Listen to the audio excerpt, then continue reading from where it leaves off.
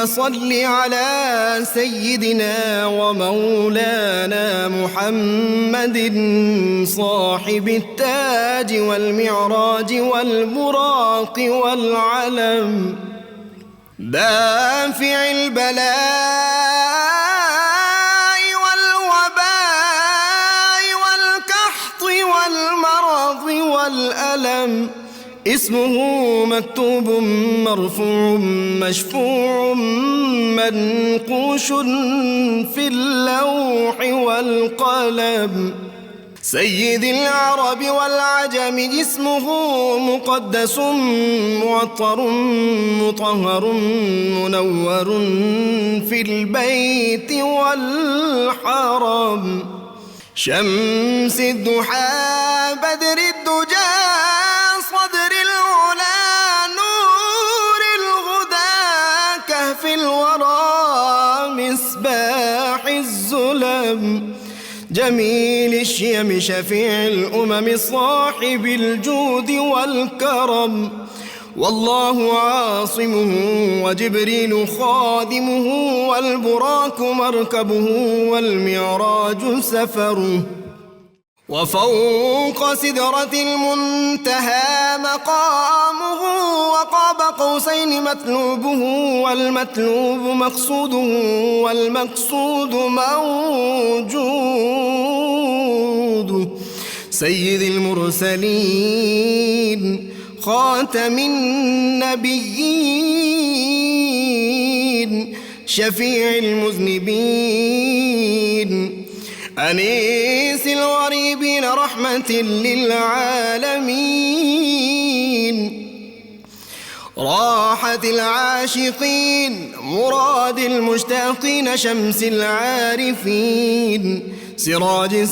السالخين مصباح المقربين محب الفقراء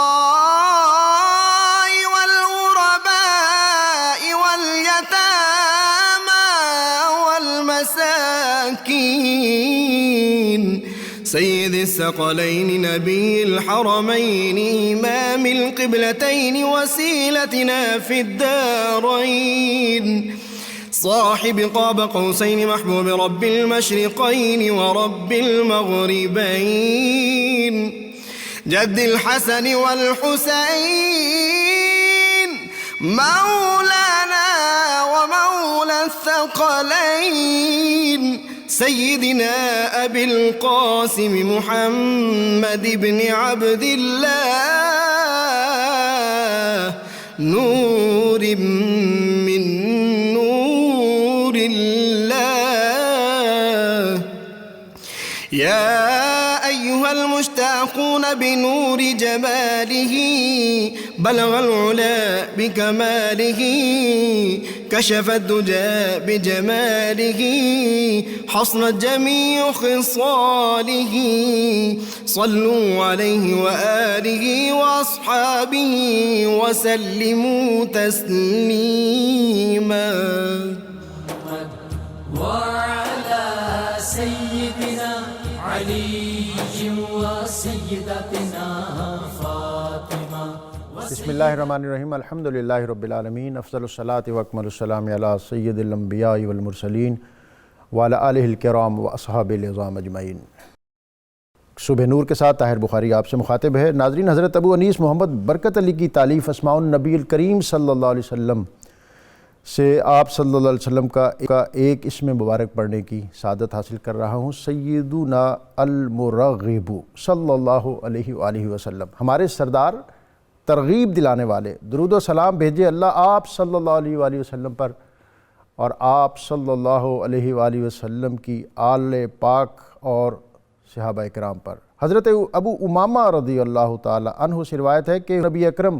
صلی اللہ علیہ وآلہ وسلم نے ارشاد فرمایا، اللہ تعالیٰ کو 2 قطروں اور 2 نشانوں سے زیادہ اور کوئی چیز محبوب نہیں۔ ایک آنسوؤں کا وہ قطرہ جو اللہ کے خوف سے گرا، اور دوسرا وہ خون کا قطرہ جو اللہ کے راستے میں شہادت کے وقت گرا۔ اور 2 نشانوں میں سے ایک نشان یہ کہ جو اللہ کے راستے میں جہاد کرتے ہوئے لگا، اور دوسرا جو اللہ کے فرائض میں سے کسی فرض کی ادائیگی کے دوران لگا۔ ناظرین، نبی اکرم رسول محتشم صلی اللہ علیہ وآلہ وسلم ہجرت کر کے جب مکہ سے مدینہ تشریف فرما ہونے کے تو تھے، مدینہ کے لوگ وفور محبت میں، اپنی عقیدت ارادت میں شہر سے باہر نکل کر آپ کے استقبال کے لیے تیاریوں میں مصروف رہتے۔ 1 2 3 ہفتہ بلکہ 8ویں دن جب کہ شام کا دھندل کا تھوڑا چھانے لگا تو ایک یہودی اپنے گھر کے منڈھیر پر بیٹھا، اس نے دور سے ایک ہیولا سا دیکھا، ایک غبار اڑتا دیکھا، ابھی سواریوں کو نہیں دیکھا تھا، تو اس نے ایک صدا بلند کی، یا معشر الانصار، اے انصاریو، اور ایک روایت کے مطابق یا بنی قیلہ، اے قیلہ کے لوگوں، قد جاءکم، قد جاء، یہ ہے تمہارا بخت بیدار جو تمہارے پاس آ گیا ہے۔ نگاہ یار جسے آشنائے راز کرے، وہ اپنی خوبی قسمت پہ کیوں نہ ناز کرے۔ نبی اکرم رسول محتشم صلی اللہ علیہ وسلم حضرت ابوبکر صدیق کی رفاقت میں مدینہ میں تشریف فرما ہوئے۔ کچھ دن قباء میں قیام کرنے کے بعد پھر آپ کی سواری مدینہ میں داخل ہوئی۔ گھروں اور گلی کوچوں کو سجایا گیا، آراستہ کیا گیا، حویلیوں کو بناؤ سوار کے ساتھ اس طرح سوارا گیا کہ ہر ایک کی خواہش تھی کہ نبی اکرم صلی اللہ علیہ وسلم وہیں قیام کریں۔ لیکن آپ کے دل میں ایک خواہش تھی کہ وہ گلی، وہ کوچہ، وہ محلہ جہاں کبھی آپ اپنی والدہ حضرت سیدہ آمنہ رضی اللہ تعالیٰ عنہ کے ساتھ آپ یہاں تشریف فرما ہوئے تھے، وہ گلی اور وہ کوچہ کہیں میسر آئے تو پھر کیا کہنے۔ آپ کے اصحاب، آپ کے انصار روکتے تھے اور آپ انہیں کہتے تھے خلو سبیلہا، میری سواری کا راستہ چھوڑ دو، فإنہا مامورۃ، کہ یہ اللہ کی طرف سے مامور ہے۔ صحابہ اکرام سراپا خلوص اور ایثار بنے ہوئے تھے اور دیدہ و دل انہوں نے فرش راہ کیا ہوا تھا، یہاں تک کہ پھر وہ محلہ اور وہ کوچہ آیا کہ اس میں آپ صلی اللہ علیہ وسلم کی سواری، مورخ اور سیرت نگار لکھتے ہیں کہ یہ محلہ جو تھا یہ قدر بلندی پر تھا، اور یوں ہی آپ کی سواری، اس کا جو سر اور اس کی گردن تھوڑی اوپر ہوئی تو محلے والوں نے جیسے ہی دیکھا کہ نبی اکرم صلی اللہ علیہ وسلم کی سواری ان کے آنگن میں، ان کے کوچے میں، ان کے بخت کو بیدار کرنے کے لیے آن پہنچی ہے، تو انہوں نے بے ساختہ فی البدی اشعار کہے، طلع البدر علینا من ثنیات الوداع وجبت شکر علینا ما دعا للہ داعی، کہ ہم پر 14ویں کا چاند طلوع کر آیا ہے اور اس نعمت پر ہم اللہ تعالیٰ کا شکر ادا کرتے ہیں، اور یہ شکر 1 دن 2 دن، ہفتہ 2 ہفتے، سال 2 سال کے لیے نہیں ہے۔ وجبت شکر علینا ما دعا للہ داعی، جب تک بھی کوئی دعا کرنے والا دعا کے لیے اپنے ہاتھ فضا میں بلند کرے گا، اس وقت تک اللہ تعالیٰ کی اس نعمت کا شکر ادا کرتا رہے گا۔ اور حفیظ جلندری نے کہا کہ یہ کون سا کوچہ تھا اور کون سی بچیاں تھیں کہ ہم ہیں بچیاں نجار کے اعلیٰ گھرانے کی، خوشی ہے آمنہ کے لال کے تشریف لانے کی۔ یہ بنو نجار نبی اکرم صلی اللہ علیہ وسلم، سیرت نگار لکھتے ہیں کہ یہ نبی صلی اللہ علیہ وسلم کے ننہال تھے۔ یہ ننہال تھے تو کس طرح تھے، آج ہم یہ بھی پوچھیں گے۔ اور اسی خانوادے کی، اسی خاندان کی ایک بہت اولو العزم اور جلیل القدر ہستی سیدہ ام حرام بن ملحان رضی اللہ تعالیٰ عنہ، آج ہم ان کی خدمات پر، ان کے طرز زیست پر، ان کے اسلوب حیات پر اور نبی اکرم صلی اللہ علیہ وسلم کے ساتھ ان کی کمٹمنٹ، ان کی وابستگی، نہ صرف ان کی بلکہ ان کے پورے گھرانے کی، ان کے پورے خاندان کی، وہ کیا تھی، انہوں نے دین کے لیے، اسلام کے لیے کیا خدمات سر انجام تھی، اس پر آج ہم بات کریں گے۔ پروفیسر صاحب، آپ اسلامی علوم و معارف کے استاد، عربی زبان و ادب کے ماہر، آج کے اس موضوع کے حوالے سے میں چاہوں گا کہ ابتدائی تعارف اور بالخصوص سیدہ ام حرام، ان کی شخصیت کے حوالے سے آپ ابتدائی گفتگو فرما دیں۔ بسم اللہ الرحمن الرحیم۔ بخاری صاحب شکریہ۔ سیدہ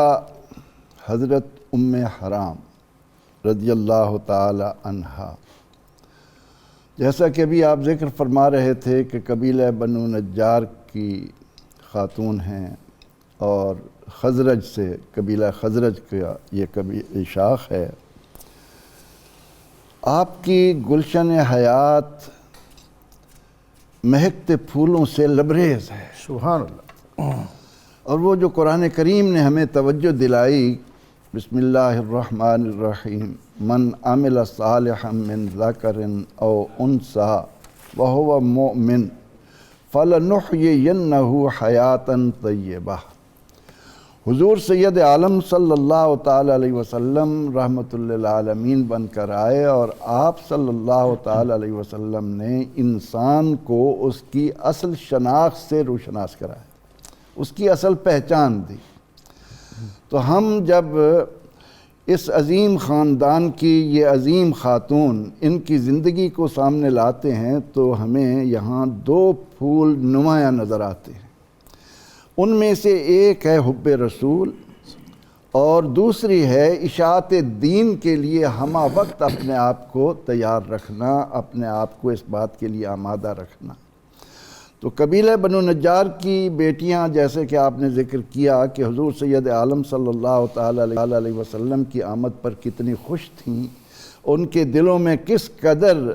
اللہ تعالیٰ کے محبوب علیہ الصلاۃ والتسلیم کی محبت آپ صلی اللہ علیہ وسلم کی تشریف آوری سے قبل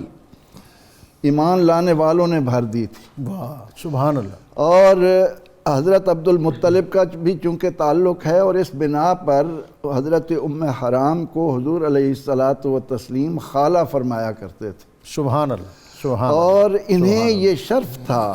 کہ جب آپ صلی اللہ علیہ وسلم ہجرت فرما کر تشریف لائے تو قباء میں آپ نے ان کے ہاں قیام کیا، سبحان اللہ۔ اور اس کے بعد جب بھی حضور علیہ الصلاۃ والتسلیم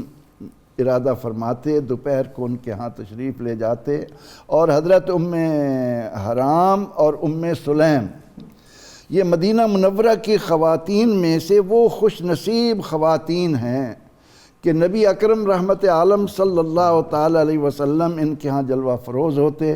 حضرت ام سلیم کا تو یہ عالم علماء نے بیان کیا کہ وہ ان کے لیے جو بستر بچھاتی تھی، اللہ اکبر، اس کے بعد وہ دیکھتی تھیں کہ اس بستر پر آپ کا کوئی بال گرا ہے، سبحان اللہ سبحان اللہ۔ اور حضور نبی اکرم رحمت عالم صلی اللہ تعالیٰ علیہ وسلم کے بال مبارک سے اس خاندان کو جو ایک محبت، یعنی بال سے محبت، واہ، کہ حضرت انس رضی اللہ تعالیٰ عنہ جو حضرت ام سلیم کے پہلے شوہر مالک سے بیٹے ہیں، وہ وصیت فرما رہے ہیں کہ میرے مرنے کے بعد حضور علیہ الصلاۃ والتسلیم کا یہ بال مبارک میرے دانتوں کے درمیان، سبحان اللہ، یعنی منہ مبارک بھی، اور پھر جہاں ہمیں پسینہ شریف کی بھی روایت ملتی ہے۔ یہ پسینہ تو وہ سمیٹتی تھی نا، پوچھا جاتا تھا ام سلیم سے کہ حضور علیہ السلام کے پسینے کو شیشی میں کیوں بند کرتی ہوں؟ کیا وہ جواب دیتی تھیں کہ مجھے جو معطر یہ کرتا ہے اس سے جو ہمیں خوشبو ملتی ہے دنیا کے کسی عطر میں نہیں ہے۔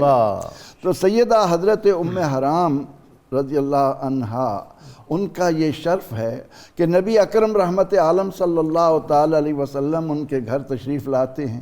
انہیں موقع ملتا ہے وہ آپ کی زلفیں سنوارنے بیٹھ جاتے ہیں۔ سبحان اللہ سبحان اللہ سبحان اللہ۔ یعنی ایک تو یہ ہے کہ صحابہ رضی اللہ عنہم جب ہم یہ عقیدہ رکھتے ہیں کہ انبیاء علیہ السلام کے بعد سیدنا صدیق اکبر رضی اللہ تعالی عنہ افضل الخلائق ہیں، وہ یہ آرزو رکھتے ہیں کہ النظر علی وجہ رسول اللہ، سبحان اللہ، کہ صدیق کی آنکھ ہو اور رسول اللہ صلی اللہ علیہ وسلم کا روشن چہرہ ہو اور صدیق ہر وقت آپ کو دیکھتا رہے۔ تو حضرت ام حرام رضی اللہ تعالی عنہا ان خوش نصیب خواتین میں سے ہیں کہ نبی اکرم رحمت عالم صلی اللہ علیہ وسلم قیلولہ فرمانے کے لیے دوپہر کے وقت ان کے ہاں تشریف فرما ہیں، اور آپ ان کی زلفیں سنوار رہی ہیں۔ اور پھر وہ موقع بھی آتا ہے کہ جب آپ وہاں قیام فرما ہیں حجۃ الوداع کے بعد،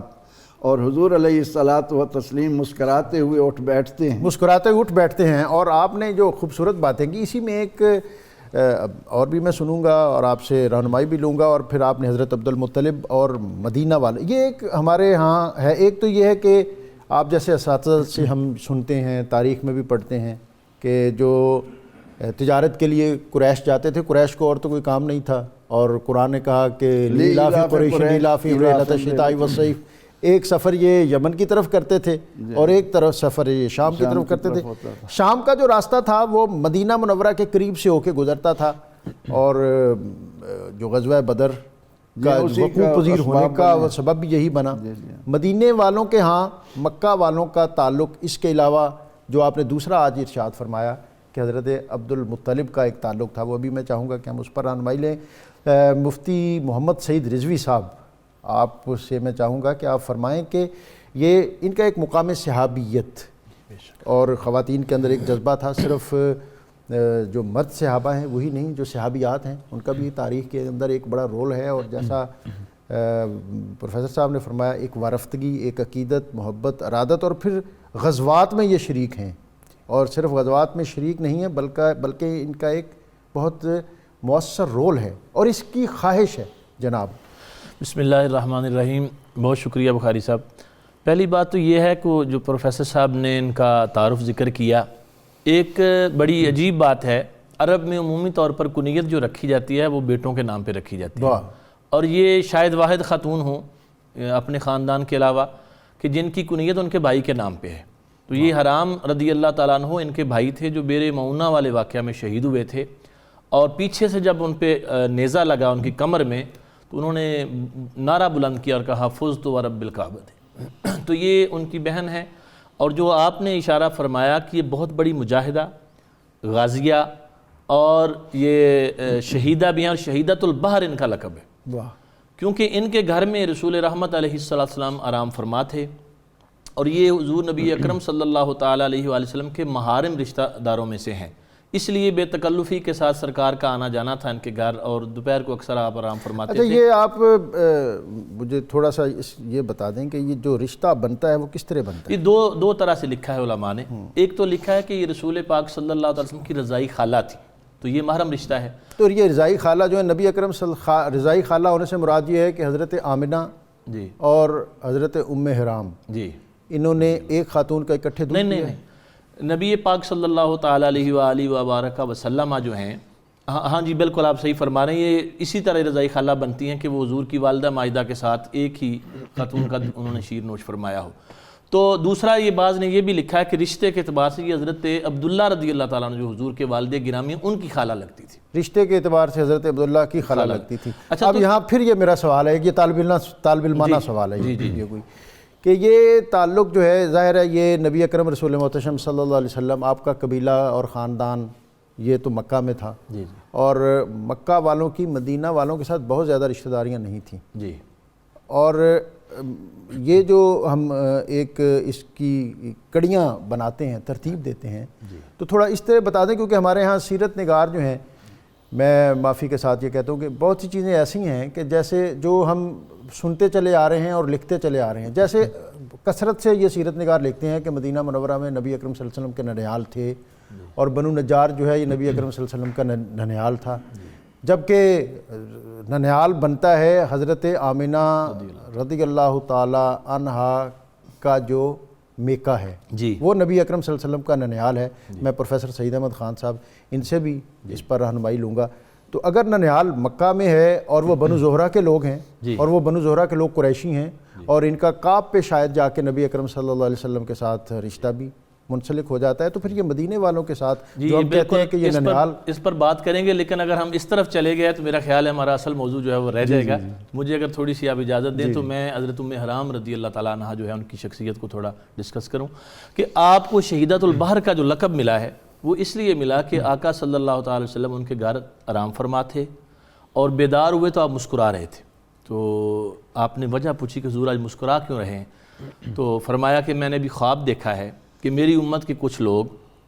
سمندر کے جہاد پر جائیں گے اور وہ بادشاہوں کی طرح تخت لگا کے بیٹھے ہوں۔ واہ سبحان اللہ۔ عرض کیا کہ حضور میرے لیے بھی دعا فرما دیں کہ آپ اللہ مجھے ان میں سے کر دے۔ نبی اکرم صلی اللہ علیہ وسلم نے دعا فرمائی ان کے لیے، اور حضور پھر آرام فرما ہو گئے، دوبارہ بیدار ہوئے، پھر مسکرا رہے تھے۔ عرض کیا کہ حضور آپ مسکرانے کی وجہ کیا ہے؟ آپ نے پھر وہی الفاظ دہرائے کہ میں نے اپنی امت کے کچھ لوگوں کو دیکھا ہے وہ سمندر میں جا رہے ہیں اور بادشاہوں کی طرح تخت پہ سوار ہیں۔ تو عرض کیا حضور دعا فرما دیں کہ اللہ مجھے بھی ان میں شامل فرمائے۔ تو آپ نے فرمایا کہ تمہیں تو پہلی لسٹ میں شامل کر لیا گیا۔ اللہ اکبر۔ اس سے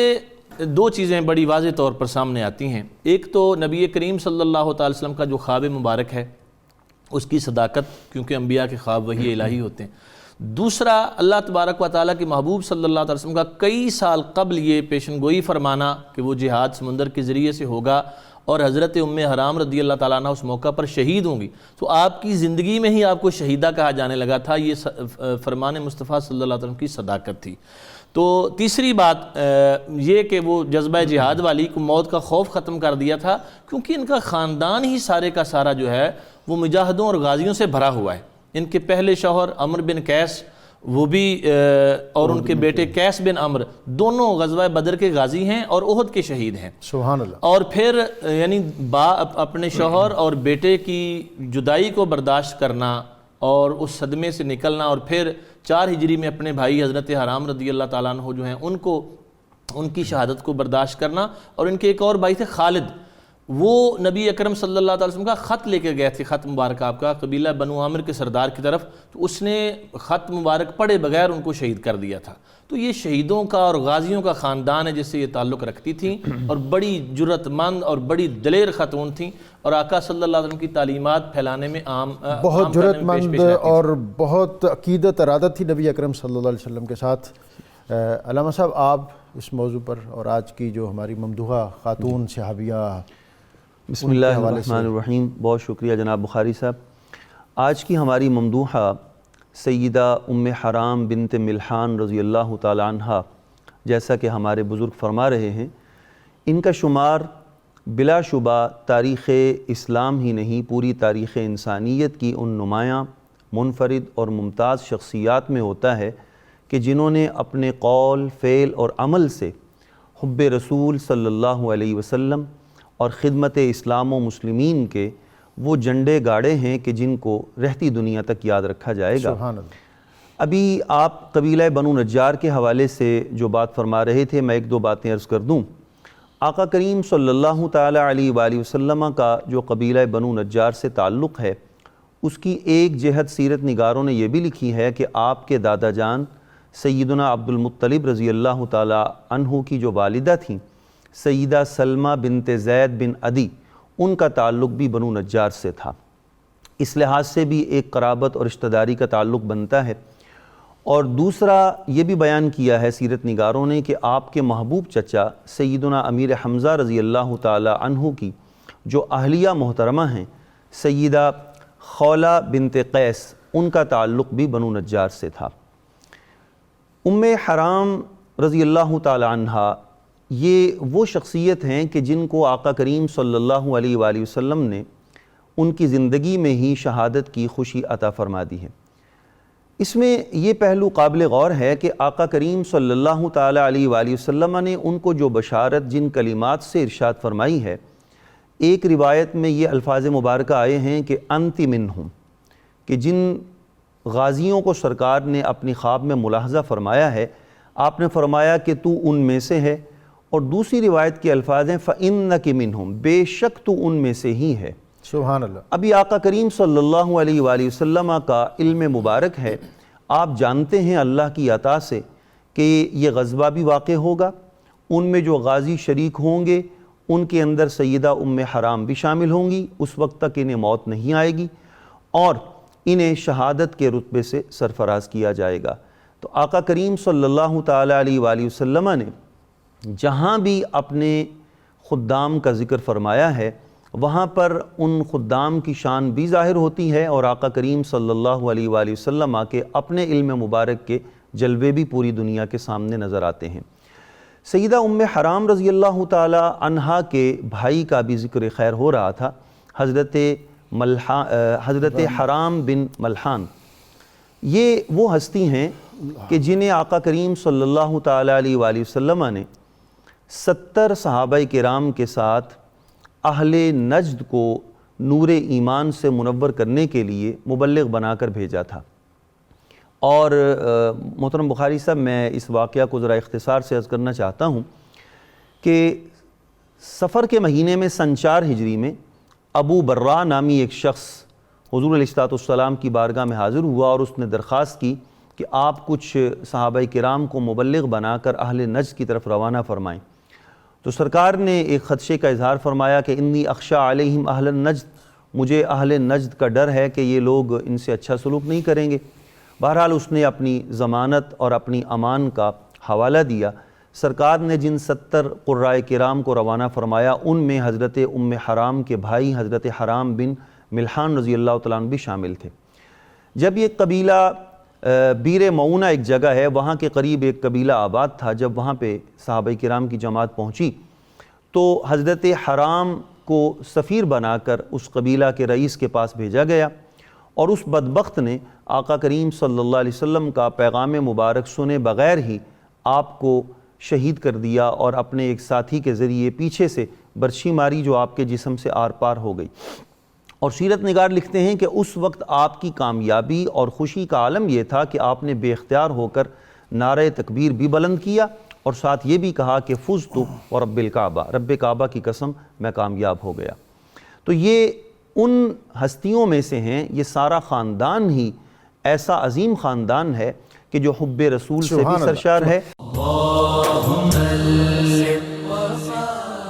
علامہ ظہیر بٹ صاحب، یہ حضرت ام حرام کا تعلق جو ہے یہ عبادہ بن صامت اور انس بن مالک اور حضرت ام سلیم جو ہیں ان کا تعلق، یہ سارا جو دبستان ہے ایک عقیدتوں اور عادتوں اور محبتوں کا، اور پھر اس میں عبادہ بن صامت جو ہیں ان کا تذکرہ آتا ہے، اور پھر اس کے ساتھ ان کے جو دوسرے بھائی ہیں اوس بن صامت، اور اوس بن صامت وہ ہیں جن کی اہلیہ خولہ بنت سالبہ، جن کے حق میں قرآن پاک کی آیت نازل ہوئی، قد سمع اللہ قول التی تجادلک فی زوجہا، جن کی وجہ سے زہار اور پھر یہ ایک رعایت جو ہے وہ امت کو عطا کی۔ میں چاہوں گا کہ ان نور آفرین یہ جو واقعات ہیں، جس میں ایک تو اس خاندان کی خدمات بھی ہیں اور دوسرا امت کے لیے سہولت کے پہلو بھی ہیں، وہ ہمیں عطا فرمائیے گا۔ بسم اللہ الرحمن الرحیم۔ محترم بخاری صاحب، یہ جو حضرت عبادہ بن صامت رضی اللہ تعالیٰ عنہ ہیں، جو آپ کے دوسرے شوہر ہیں، یہ بھی بہت جلیل القدر صحابی ہیں۔ انہیں آقا علیہ السلام نے ایک دفعہ زکوٰۃ کی وصولی کے لیے جب عامل مقرر فرمایا تو سرکار نے انہیں ایک نصیحت فرمائی اور فرمایا اتق اللہ یا ابا الولید لا تأتی یوم القیامت بمعیر تحملہ علی رقبتک۔ حدیث پاک طویل ہے، میں اختصار سے عرض کر رہا ہوں کہ اے ابو الولید، جو آپ کی کنیت ہے، اس سے پکارا کہ تم اللہ سے ڈرتے رہنا، ایسا نہ ہو کہ قیامت کے دن وہ جانور جو تم صدقات میں وصول کرتے ہو وہ تمہاری گردن پہ سوار آئیں اور چیخ چلا رہے ہوں۔ تو آپ نے عرض کی کہ حضور ایسا بھی ہوگا؟ تو آپ نے فرمایا کہ ہاں ایسا ہوگا۔ تو عرض کی حضور اب میں آئندہ کسی شخص پر بھی یہ نگرانی قبول کرنا نہیں پسند کروں گا اگر یہ اتنا سخت اور مشکل ترین کام ہے۔ آپ ہی کے بھائی ہیں حضرت اوس بن صامت رضی اللہ تعالیٰ عنہ، جن کی زوجہ حضرت خولہ بنت سالبہ رضی اللہ تعالیٰ عنہ کا ذکر ابھی آپ فرما رہے ہیں۔ یہ وہ اسلام کی عظیم خاتون ہیں کہ جن کا فیصلہ خالق کائنات نے عرش بری سے نازل فرمایا، اور ان کے ذریعے سے قیامت تک آنے والی سرکار کی کنیزوں کا شرف اور بخت بہت بلند فرما دیا۔ اور عرب کی وہ سوسائٹی جس کے اندر عورت جو ہے یہ اس قدر پست اور پسی ہوئی تھی کہ اس کی آواز اول تو نکلتی ہی نہیں تھی، اور اگر نکلتی تھی تو کسی کے کان تک نہیں پہنچتی تھی۔ بالکل ایسے ہی ہے۔ اس کی صدا فضاؤں کو چیرتی ہوئی عرش اعلیٰ تک پہنچی، اور پھر اس پر وحی نازل ہوئی، اور وہی بھی اتنے حسین انداز میں نازل ہوئی کہ اللہ تبارک و تعالی نے وہ جو اپنا حکم ہے اسے بعد میں نازل فرمایا، اور اس خاتون کا انتہائی لجاجت اور محبت برے انداز میں جو بارگاہ رسول میں استغاثہ ہے، اور استغاثے کی کیفیت بھی بخاری صاحب دیکھیے کہ وہ یہ بار بار عرض کر رہی ہیں کہ حضور اپنے رب سے میرے بارے میں حکم نازل فرمائیے، یعنی وہ حکم بھی اپنے بارے میں نازل فرمانا چاہ رہی ہیں اور اپنی مرضی کا حکم لینا چاہ رہی ہیں، اپنی مرضی کا حکم، اور ساتھ یہ کہتی ہیں کہ یا رسول اللہ میری زندگی، میری جوانی گزر گئی اور بڑھاپا سر پہ آ گیا، دنیا کمانے کے دن بیت گئے، اور اب ان بچوں کو لے کر میں جاؤں گی تو کہاں؟ دنیا نے رخ پھیر لیا، اور یہ صحابیات اور صحابہ یہ بھی کیا لوگ قیامت تک کے لیے عورتوں کی شان کو بلند کر دیا کہ اگر خاتون آقا علیہ السلام کی سچی عاشق ہو تو ساری کائنات بے شک اس کی فریاد نہ سنے، لیکن خالق کائنات اس کی ضرور فریاد سنے۔ جی، میں اسی بات کو آگے بڑھاتا ہوا عرض کروں گا کہ جیسا کہ ان خواتین کے کردار سے یہ ہمیں بات معلوم ہو رہی ہے، اس سے ایک بہت بڑا جو اعتراض آج کیا جاتا ہے کہ جی اسلام تو عورتوں کو قید کر کے رکھتا ہے، اسلام میں عورتوں کی کوئی بات نہیں سنی جاتی، اسلام عورتوں کو کوئی حق نہیں دیتا۔ یہ آپ آج کہہ رہے ہیں، جبکہ 1400 سال قبل ہمارے پیارے آقا صلی اللہ علیہ وسلم نے یہ تمام حقوق عورتوں کو دے دیے، اور جتنے اسلام نے حقوق دیے ہیں ویسٹ اور دیگر جو معاشرے اسلام پر اعتراض کرنے والے ہیں وہ آج بھی اتنے نہیں دے سکتے۔ عورت کو مادر پدر آزاد کرنا ہی اس کا حق نہیں ہے. عورت کے اصل حقوق یہ ہیں کہ اس کے کردار کا تحفظ کیا جائے, اس کی عزت نفس کا تحفظ کیا جائے, اور وہ یہاں ملتا ہے کہ ایک خاتون کے دل میں اگر ایک سوال ہے تو ان کی اس جو دل کی تمنا ہے وہ اللہ کریم کی بارگاہ میں کیسے پہنچتی ہے, اور پھر اللہ تبارک و تعالیٰ کتنا اعزاز بخشتا ہے. سبحان اللہ, سبحان اور اللہ. یہی حضرت عمر کا اس خاتون نے راستہ روک لیا اور ان سے بات چیت کی تو لوگوں نے کہا کہ اس بڑھیا کے لیے رک گئے. آپ نے فرمایا تم جانتے نہیں ہو, یہ اگر مجھے صبح سے لے کر شام تک بھی روکے رکھتی تو میں انہی قدموں پہ کھڑا رہتا, کیونکہ یہ وہ ہے جس کی بات اور جس کی صدا آسمانوں تک پہنچ. یہی وجہ ہے کہ اس کے علاوہ اور بھی کئی جگہ پہ ہم دیکھتے ہیں آج خود جہاد کا ہمارا جو موضوع ہے جی جس پر ہم دیکھتے ہیں کہ یہ نبی اکرم صلی اللہ علیہ وسلم کی رضائی خالہ ہے, رضائی خالائیں ہیں, اور پھر آپ کی رضائی مائیں ہیں, آپ کی رضائی بہنیں ہیں. خوازن میں جو مارکا ہوا تو حضرت شیمہ قید ہو کے آئیں جی, اور نبی اکرم صلی اللہ علیہ وسلم کو انہوں نے آ کے بتایا. جب پتہ چلا تو آپ نے فرمایا تم چاہو تو یہاں رہو, تمہاری عزت اور تکریم کی جائے گی, اور اگر تم جانا چاہو تو تمہیں حفاظت اور عزت اور اعزاز کے ساتھ روانہ کیا جائے گا. تو یہ حضرت ام حرام رضی اللہ تعالیٰ عنہ جن کا ہم تذکرہ کر رہے ہیں اور جن کے خاندان کی باتیں بھی چل رہی ہیں, ان کی سیرت سے بھی ہمیں یہی معلوم ہوتا ہے کہ اسلام نے خواتین کو نہ تو ان کی تعلیم پر کوئی قدغن لگائی ہے, بلکہ امام بخاری نے باب باندھا ہے بخاری شریف میں باقاعدہ کہ خواتین کے لیے ایک دن مقرر کیا گیا, کیا یہ کرنا جائز ہے, اور پھر آگے حدیث لے کے آئے کہ صحابہ کرام علیہم رضوان جیسے حضور سے سیکھتے تھے, صحابیات نے بھی عرض کی کہ حضور ہمیں بھی ایک دن عطا فرمایا جائے تاکہ ہم آپ سے دین سیکھیں, اور وہ سیکھا کرتی تھی. اور اسی طرح احادیث روایت کرنے میں بھی آپ کو صحابیات کے نام نظر آتے ہیں کہ جنہوں نے کثرت سے احادیث روایت کی ہیں, اور حضرت ام حرام رضی اللہ تعالیٰ عنہا بھی احادیث کی روایت کرنے والوں میں شامل ہیں. اور آگے ان سے جو روایت لینے والے ہیں وہ بھی بڑے جلیل القدر لوگ ہیں, جیسے حضرت انس ہیں, حضرت عبادہ بن صامت ہیں. ان لوگوں نے آگے حضرت ام حرام سے روایت کی. ایک روایت جو ان کی ہے وہ میں عرض کروں, اور بڑی زبردست بھی ہے, اس میں بشارات ہیں کہ نبی اکرم صلی اللہ تعالی وسلم نے فرمایا, اور اس کا تعلق بھی سمندر سے ہے چونکہ وہ شہیدۃ البحر بھی ہیں. تو نبی اکرم صلی اللہ تعالی وسلم نے ارشاد فرمایا کہ جو شخص سمندری سفر پہ جائے اور اس کا جہاد کا یا حج کا ارادہ ہو تو اس کا سر چکرائے یا اس کو کہہ آئے تو اس کو شہادت کا رتبہ ملے گا, اور اگر وہ اس سفر میں فوت ہو جائے تو اس کو 2 شہادتوں کا درجہ ملے گا.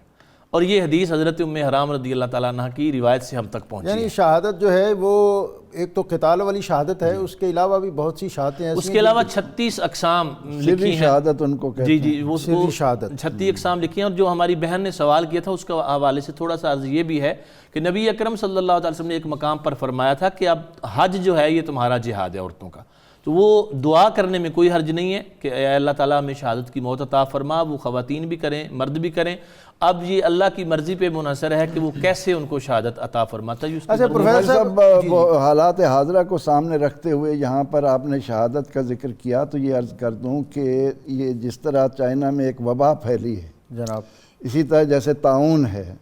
تو اللہ محفوظ رکھے. اور حضور علیہ السلام نے ہمیں یہ تعلیم دی کہ جب اس طرح کی کوئی بات آئے تو تم اللہ تعالیٰ سے عافیت طلب کرو. اللہم عافنی مما ابتلا بہ کثیرا من الناس, اے اللہ تو نے جس میں بہت سے لوگوں کو محفوظ رکھا ہے, مبتلا کیا ہے, مجھے اس سے عافیت عطا کر. تو اس ضمن میں اللہ نہ کرے اگر کوئی مسلمان اس مرض کا شکار ہو کر اللہ کی راہ میں اس کی جان جاتی ہے تو اس کو بھی شہادت کا درجہ ملے گا. یعنی کرونا وائرس کا متاثرہ فرد جو ہے اگر وہ اس کی جان چلی جاتی ہے اور صاحب ایمان ہے, صاحب ایمان ہونا ضروری ہے.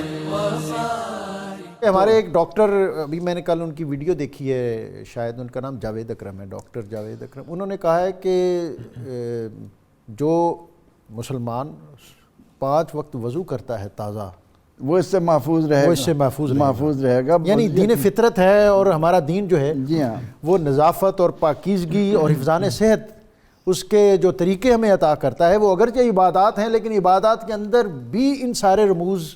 اور جو ان کی برکات ہیں وہ پوشیدہ موجود ہیں. حضرت عبادہ بن صامت رضی اللہ تعالیٰ عنہ سے ہم باتیں کر رہے تھے. علماء نے لکھا ہے کہ یہ قرآن پاک کے 5 نامور حفاظ میں سے تھے، سبحان اللہ، انصار میں سبحان سے، اللہ، جیسے حضرت ابی ابن کعب کا نام آتا ہے، سبحان اللہ۔ تو یہ اسی پائے کہ اللہ تعالیٰ نے انہیں اس سعادت سے بھی نوازا، اور پھر فاروق اعظم رضی اللہ عنہ نے اپنے عہد میں انہیں شام میں اشاعت دین کے لیے بھی بھیجا۔ تو اب یہ جس مقدس خاندان کا ہم ذکر کر رہے ہیں، ان کی خواتین کے حوالے سے جو بات ہماری ماؤں بہنوں بیٹیوں کو سننے کی ہے وہ یہ کہ یہ لوگ دین کے معاملے میں انتہائی غیرت کے حامل تھے۔ سبحان اللہ۔ حضرت ام سلیم جب ایمان لائیں اور مالک ایمان نہ لائے تو آپ نے ان سے علیحدگی اختیار کر لی، اور اس کے بعد جب ابو طلحہ اس بات کی طرف مائل ہوئے کہ میں ان سے نکاح کروں اور اپنے اسی مذہب پر رہ کر کروں، تو ام سلیم سلام اللہ علیہ رضی اللہ عنہ نے انکار کر دیا کہ نہیں، جب تک ایمان قبول نہیں کرو گے اس وقت تک میرا نکاح تمہارے ساتھ نہیں ہو سکتا، میں تمہاری زوجیت میں نہیں آ سکتی۔ پروفیسر آج کل تو ہمارا جو لبرل ہے اور ماڈرن طبقہ ہے وہ ان ترجیحات سے اوپر ہوتا جا رہا ہے، ان کو تو یہ تو ان شرائط کو یا ان چیزوں کو، وہ جو حب رسول صلی اللہ علیہ وسلم ہمارے دلوں سے نکالنے کی جد و جہد تھی، یہ اسی کے ثمرات ہیں، اسی کے شاخسانے ہیں۔ جب تک رسول اللہ صلی اللہ علیہ وسلم کو بنیاد مان کر آپ کی محبت کو انسان اپنے رگ و پے میں، خواہ وہ مرد ہے یا عورت ہے، طاری نہیں کرے گا، وہ ان تمام چیزوں سے دور رہے گا۔ اب نبی اکرم رحمت عالم صلی اللہ علیہ وسلم نے اہل ایمان کو یہ تعلیم دی ہے کہ جب کوئی آدمی نکاح کرنے کی آرزو کرتا ہے تو کوئی دیکھتا ہے کہ حسب و نسب والی ہو، کوئی دیکھتا ہے کہ مال و زر والی ہو، کوئی حسن و جمال والی ہو، لیکن آپ صلی اللہ علیہ وسلم فرماتے ہیں فَاظْفَرْ بِذَاتِ الدِّین۔ تو آج اگر ہم اپنی بیٹیوں کو، اپنے بھائیوں کو اس بات کی طرف بھی تعلیم دے سکیں حضرت ام حرام سلام رضی اللہ عنہا کے تذکرے کے ضمن میں، تو یہ بات بھی بڑی اہم ہے کہ دین کی وہ غیرت جو ام حرام میں تھی، جو ام سلیم میں تھی، کیا آج وہ ہمارے لیے مشعل راہ ہے؟ آج ہم اس سے استفادہ کر رہے ہیں؟ ام حرام رضی اللہ عنہا اسلام کی خدمت کے لیے آپ دیکھیں کہ ام المومنین حضرت عائشہ صدیقہ رضی اللہ عنہا کے ساتھ مل کر غزوہ احد میں زخمیوں کو پانی پلانے کے لیے، اور اس کے علاوہ بھی کئی جنگوں میں علماء نے لکھا ہے کہ حضرت ام حرام پیش رہتی تھیں، اور ان کا وہی جذبہ تھا کہ جب نبی اکرم رحمت عالم صلی اللہ علیہ وسلم دوبارہ آپ نے یہ آرام کیا، پھر آپ مسکراتے ہوئے اٹھ بیٹھے، پھر آپ نے ایک اور گروہ کا ذکر کیا۔ بڑی محبت والی باتیں ہیں، میں چاہوں گا کہ بالکل اختتامی لمحات ہیں، آپ آج کے اس پروگرام کے حوالے سے ایسا میسیج جو ہماری معاشرت کو اور ہمارا جو طرز زیست ہے اس وقت ہماری سوسائٹی کا، اور بالخصوص ہماری مائیں جن کے ہاتھ میں نپولین نے کہا تھا تم مجھے اچھی مائیں دو میں تمہیں اچھی نسل اور اچھی قوم دوں گا، اور جو کچھ ہی عرصہ پہلے تک تو ہمارے گھروں میں صبح کا آغاز جو ہے ہماری ماؤں کی قرآن کی لوریوں سے ہوتا تھا۔ اب ظاہر ہے سینٹرلی ہیٹڈ اور ایئر کنڈیشن کمرے ہیں گھروں میں، نہ صبح کی روشنی آتی ہے اور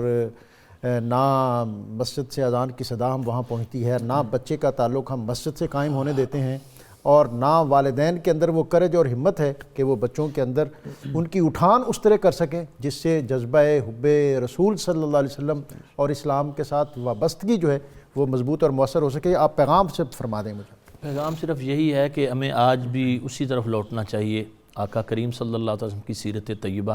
اور صحابیات کی سیرت ہمارے لیے مشعل راہ ہے۔ مائیں جب صحابیات کی سیرت اپنائیں گی تو بیٹے خود بخود محمد بن قاسم اور خالد بن ولید سبحان اللہ، سبحان اللہ۔ علامہ صاحب